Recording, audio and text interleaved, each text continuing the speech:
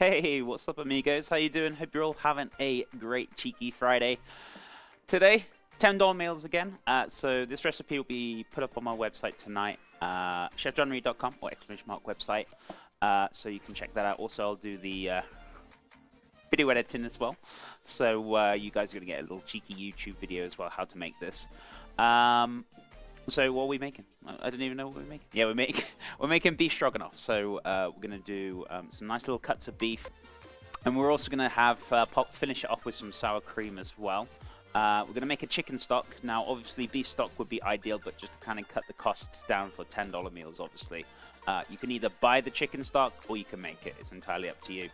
In addition, we're also going to make some homemade pasta to go with it, so I'm going to do probably tagliatelle, actually. So some nice, thick, long strips of pasta, which I'm going to show you how to make. So you don't need a pasta machine.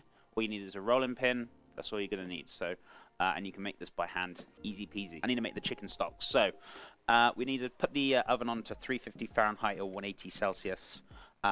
So we're heating that up. We're going to roast off those chicken bones for about 40 minutes, and we're going to get the beautiful mirepoix ready to go in the stock. So I'm going to show you how to make a nice, rich chicken stock. Take a majority of that fat off. So we're going to roast this turkey carcass down. Just imagine it's chicken, Kappa.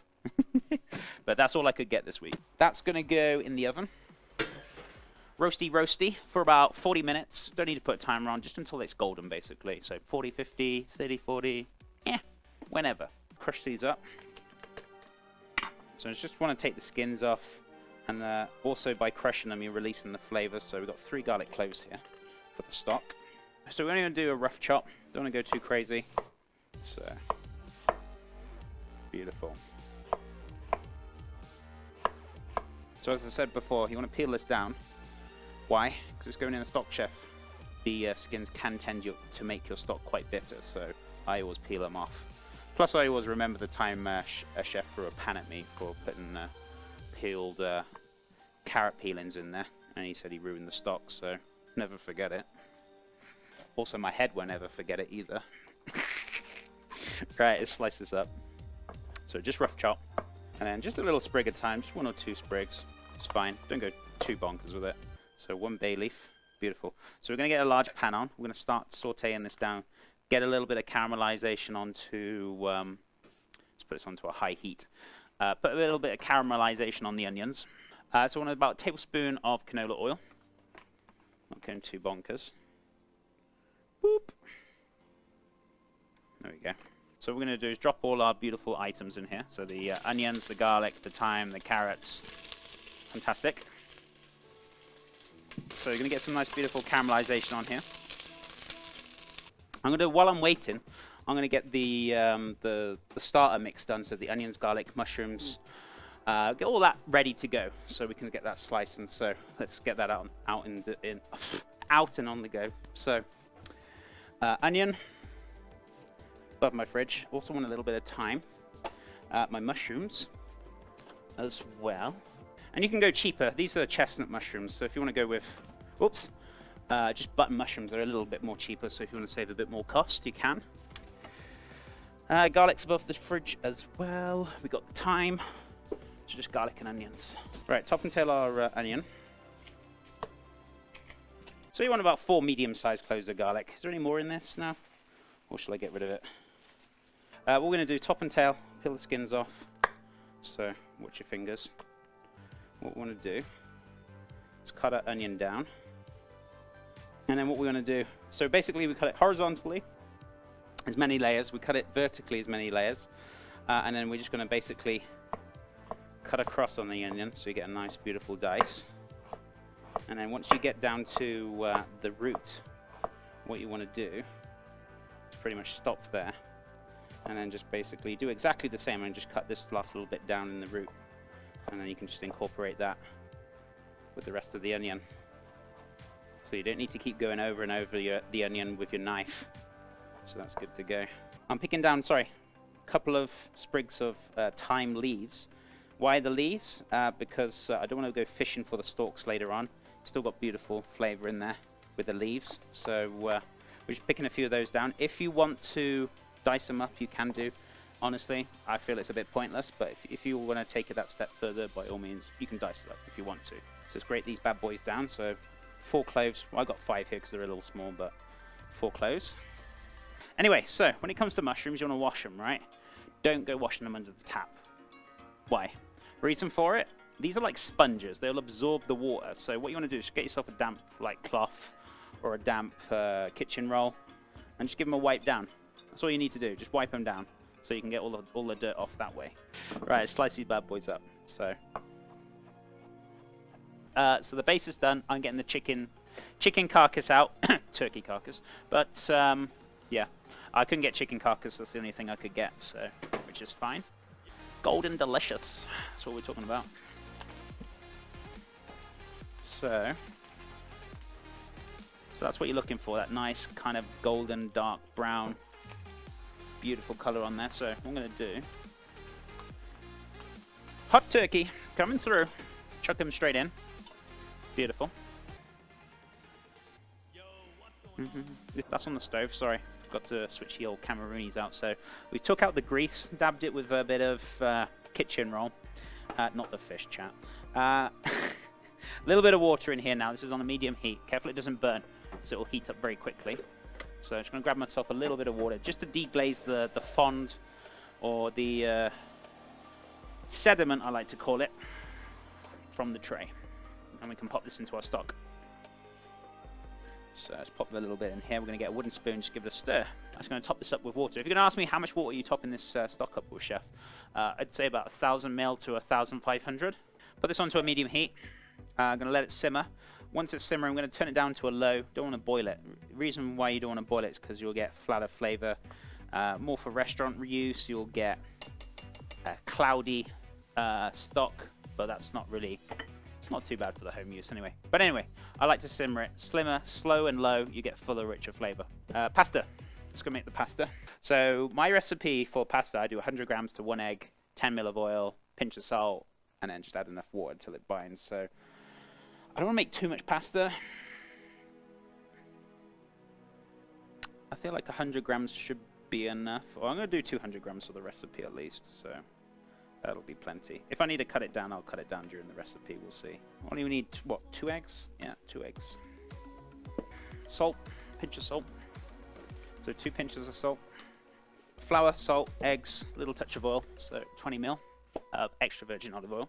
Give that a little mix. Just going to give that a nice little mix around. Right, so I need a little dab of water in here. And I say like a little dab because there's just that much in there, so not a lot. We don't need a lot, but I don't want this to be like dry. So let's give this a knead. That's good to go. We need to let this rest for about 20 minutes. We can get a pan on actually to boil for our pasta, so that can start heating up. So let's get that out now. Boop, boop, boop.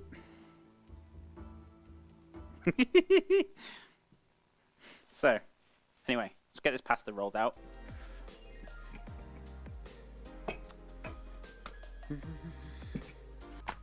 Don't break the pasta. Oh, it won't. Right. So, once you can pretty much see through the countertop, and then you can start cutting it. So, where we're going to cut this, let me seal that deal right there. What we're going to do, we're going to fold it up like a book with flour in between, so it doesn't stick when we cut it. Pop it on our chopping board, and then we're going to slice it into nice little thick slices. It's about there, give or take. That'll be fine.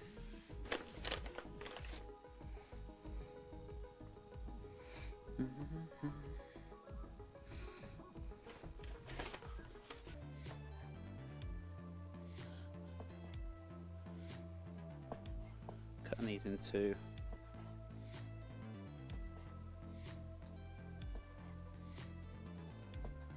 might have gone a little bit thick on this, but that's okay.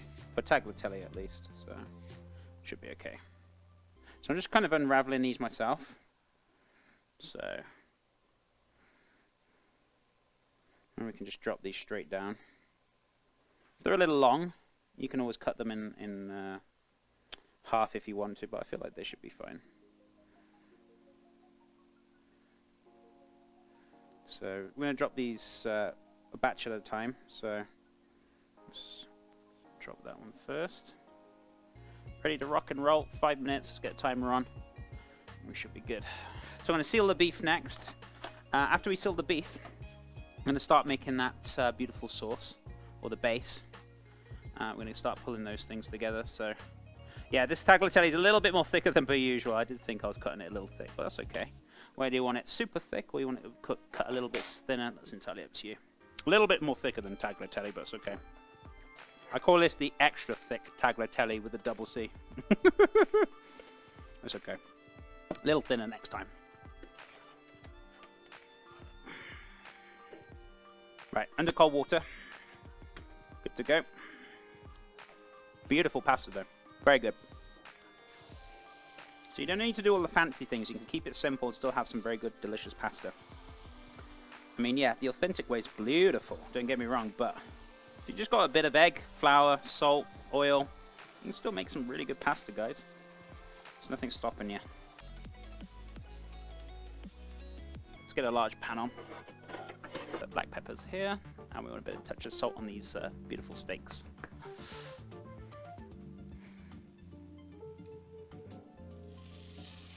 Beautiful.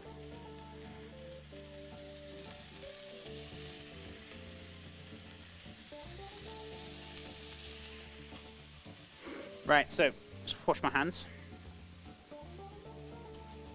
A little bit more pepper and a bit of salt on the other side. Cook these a little touch longer. They're not too far off, but because these are quite thick, to be fair. So we've got all that beef flavor in there, right? I'm not going to get rid of this. I'm going to add a little touch more oil. I'm going to put the onion straight in there to soak up all that beautiful beef flavor. So let's get another tablespoon in there of canola oil. So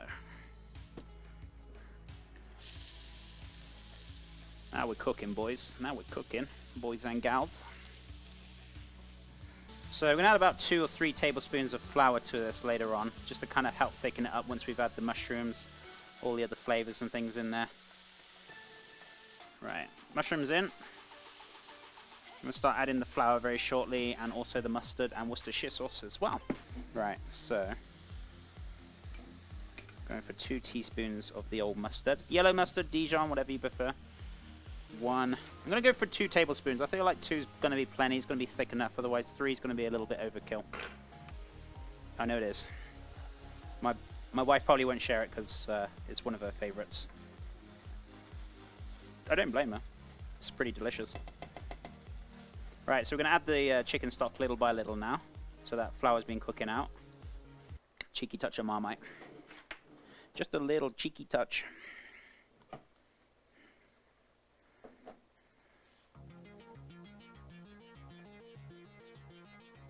Going to help it give that really nice richness to it.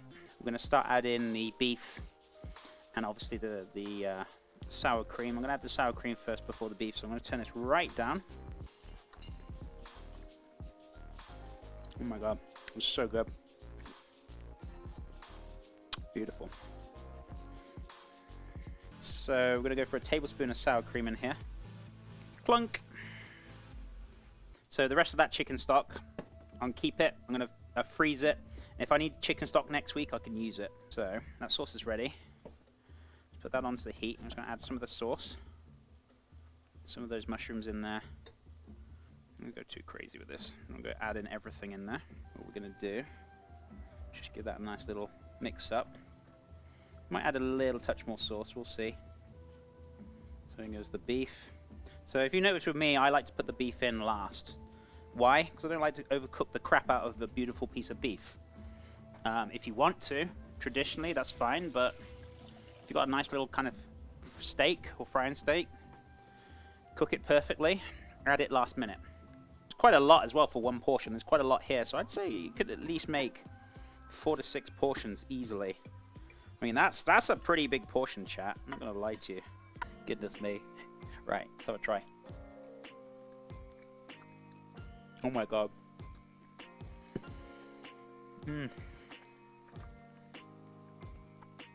It's rich, it's creamy. That pasta is perfectly cooked. It's not overcooked, it's just a nice little tiny bite to it, and it's just so tender. Have a great rest of your Friday. Thank you so much for hanging out. Thank you for all the love and support. I'll see you Monday on YouTube, Tuesday on Twitch.